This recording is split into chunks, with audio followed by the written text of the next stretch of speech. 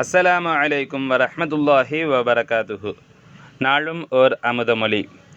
கௌதுல் ஆலமே, நீர் கலப்பற்ற சுத்தமான இதயங்கொண்டும் சத்தியத்தை காணும் கண் கொண்டுமல்லாது ஆகாரம் கொள்ளாதீர், பானம் அருந்தாதீர், உறக்கமும் உறங்காதீர். கௌதுல் ஆலமே, அந்தரங்க பிரயாணத்தை விட்டும் தடுக்கப்பட்டவன் வெளிப்பிரயாணத்தை கொண்டு சோதிக்கப்படுவான். வெளிப்பிரயாணத்திலோ தூரத்தை தவிர எண்ணில் நின்றும் அதிகமாகாது. அந்தரங்க விளக்கமான இறை ஞானத்தில் சிந்திக்காது தடைபட்டவன் வெளிரங்கத்தை மட்டும் சிந்திக்கிறதனால் இறைவனின் சோதனைக்கு ஆளாகிறான். அவ்வாறு உள்ளவனுக்கு அந்தரங்க சிந்தனை மிக தூரமாகிக் கொண்டே போகும்.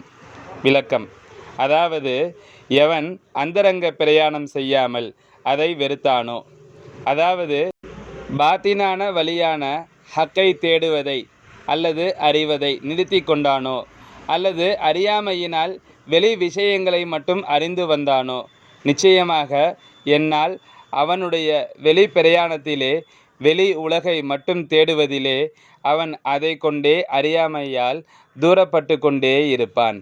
அவன் ஹகீகத்தான உண்மையை அறிய மாட்டான். இதுதான் அவனுக்கு என்னுடைய சோதனை. சங்கைமிகு ஷேக் நாயகம் குதுபுஸ்ஸமான் ஷம்சுல் உஜூத் ஜமாலியா அசையீத் ஹலீல் அன் மௌலானா அல் ஹசனியுல் ஹுசைனியுல் ஹாஷிமி கத்தஸல்லாஹு சிர்ரஹுல் அலீம் அவர்கள் ரிசாலத்துல் கௌசியா எனும் நூலிற்கு மெய்ஞான போதனை அல்லது இரட்சணிய பிரபந்தம் என்று அளித்த விளக்க உரையில் இருந்து